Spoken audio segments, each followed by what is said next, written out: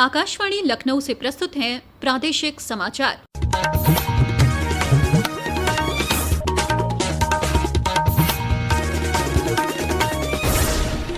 मुख्य समाचार। प्रधानमंत्री नरेंद्र मोदी ने ग्रेटर नोएडा में उत्तर प्रदेश अंतर्राष्ट्रीय व्यापार शो का किया उद्घाटन।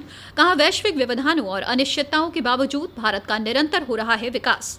राष्ट्रपति द्रौपदी मुर्मू आज एक दिवसीय दौरे पर पहुंची मथुरा। वृंदावन के श्री बांके बिहारी मंदिर समेत अन्य मंदिरों में किया दर्शन पूजन। केंद्रीय राज्य मंत्री अनुप्रिया पटेल आज मिर्जापुर में जीएसटी बचत उत्सव पदयात्रा में हुई शामिल।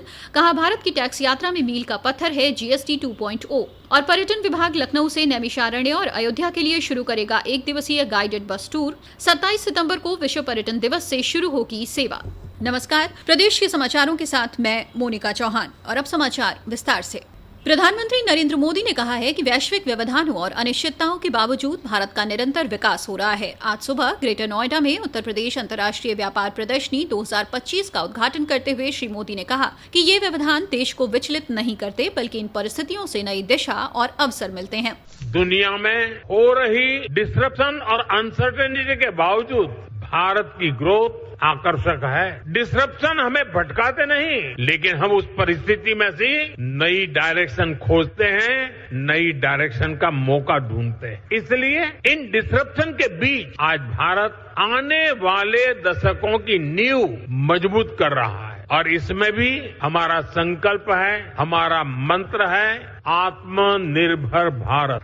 श्री मोदी ने कहा कि भारत को आत्मनिर्भर बनना ही होगा। प्रधानमंत्री ने कहा कि सरकार मेक इन इंडिया पर ध्यान केंद्रित कर रही है और उसका लक्ष्य चिप से शिप बनाने तक का है। हम चिप से शिप तक भारत में बनाना चाहते हैं और इसलिए आपकी ईज ऑफ डूइंग बिजनेस के लिए हम लगातार काम कर रहे हैं। सरकार ने 40,000 से ज्यादा कंप्लायंस खत्म किए हैं। जिन छोटी छोटी गलतियों पर आपके खिलाफ केस होता था, ऐसे सैकड़ों नियम उनको सरकार ने डीक्रिमिनलाइज कर चुकी है। श्री मोदी ने कहा कि रूस के सहयोग से स्थापित एक कारखाने में जल्द ही AK-203 राइफलों का उत्पादन शुरू होगा। उन्होंने कहा कि उत्तर प्रदेश में एक रक्षा गलियारा विकसित किया जा रहा है, जहां ब्रह्मोस मिसाइलों और अन्य हथियार प्रणालियों का निर्माण शुरू हो चुका है। उन्होंने कहा कि 3 दिन पहले ही अगली पीढ़ी के जीएसटी सुधार लागू किए गए हैं। प्रधानमंत्री ने कहा कि ये सुधार जीएसटी पंजीकरण को सरल बनाएंगे, कर विवादों को कम करेंगे और MSME के लिए रिफंड में तेजी लाएंगे, जिससे हर क्षेत्र को लाभ होगा। प्रधानमंत्री ने इस बात पर प्रसन्नता व्यक्त की कि 2200 से अधिक प्रदर्शक अपने उत्पादों और सेवाओं का प्रदर्शन कर रहे हैं।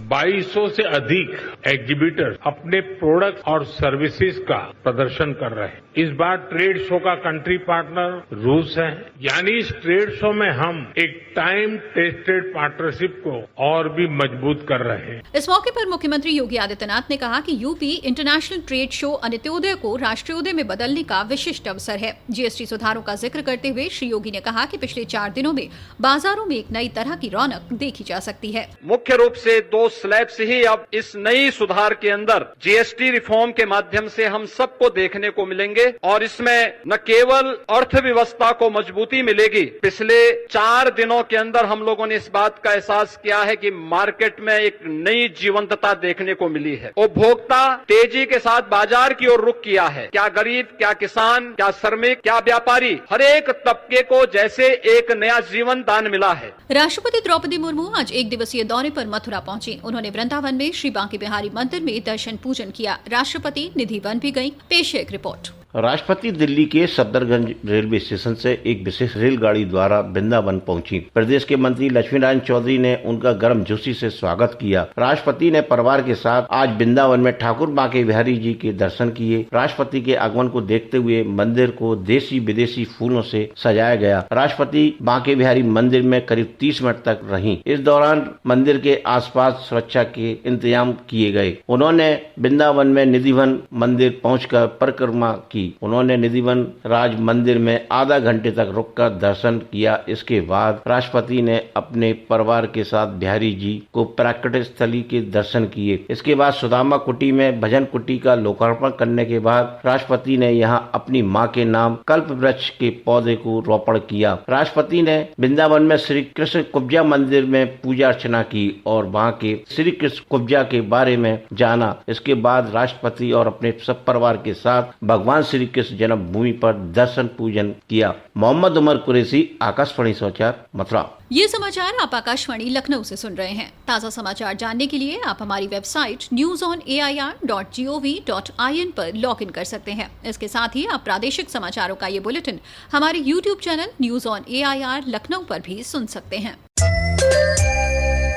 केंद्रीय राज्य मंत्री अनुप्रिया पटेल आज मिर्जापुर में GST बचत उत्सव पद यात्रा में शामिल हुई। उन्होंने नए सुधारों को लेकर दुकानदारों और व्यवसायियों से संवाद किया। उन्होंने कहा कि भारत की टैक्स यात्रा में GST 2.0 मील का पत्थर है। GST बचत उत्सव आज पूरे देश में मनाया जा रहा है और भारत की टैक्स यात्रा में GST 2.0 अपने आप में एक मील का पत्थर है, एक अहम पड़ाव है जो बहुत बड़ा आर्थिक परिवर्तन लाने जा रहा है। इस दौरान केंद्रीय राज्य मंत्री ने सेवा पखवाड़ा के तहत स्वच्छता के लिए श्रमदान अभियान में भी भाग लिया।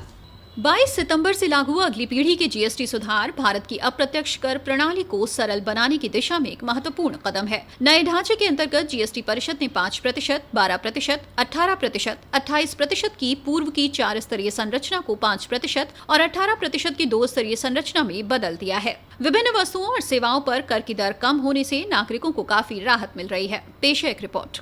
नेक्स्ट जनरेशन GST सुधारों के तहत सरकार ने कारीगरों, व्यापारियों और ग्राहकों को राहत प्रदान करने के लिए हस्तशिल्प क्षेत्र में टैक्स में बड़ी कटौती की है। सरकार ने लकड़ी, पत्थर और धातु से बनी मूर्तियों पर टैक्स दर को 12% से घटाकर 5% कर दिया है। टैक्स में कमी से पेंटिंग, हस्तनिर्मित मोमबत्तियां, लकड़ी से बने सामान और मिट्टी तथा टेराकोटा से बने बर्तन सस्ते हुए हैं, जिसका लाभ ग्राहकों को मिल रहा है। इसी प्रकार कॉटन और जूट से बने हैंडबैग और शॉपिंग बैग पर भी टैक्स दर को 12% से घटाकर 5% कर दिया गया है। दृष्टि पुनियानी के साथ सौम्या शरण, आकाशवाणी समाचार, दिल्ली। प्रधानमंत्री नरेंद्र मोदी के नेतृत्व में सरकार सेवा और सुशासन के मंत्र से प्रेरित होकर परिवर्तन और प्रगति लाने के लिए अथक प्रयास कर रही है। आज इस विशेष श्रृंखला सेवा पर्व में हम आपके लिए ला रहे हैं कि कैसे मोदी सरकार ने रक्षा उत्पादन को मजबूत किया है, जिससे भारत आत्मनिर्भर बना है और वैश्विक रक्षा बाजार में वो एक उभरती हुई शक्ति बन गया है। रक्षा उत्पादन में आत्मनिर्भरता नरेंद्र मोदी सरकार की सबसे महत्वपूर्ण प्राथमिकताओं में से एक है। ऑपरेशन सिंदूर के दौरान मेड इन इंडिया की ताकत देखने को मिली। प्रधानमंत्री मोदी ने आत्मनिर्भर भारत के महत्व पर जोर दिया। ऑपरेशन सिंदूर में देखा मेड इन इंडिया की कमाल क्या थी। दुश्मन को पता तक न चला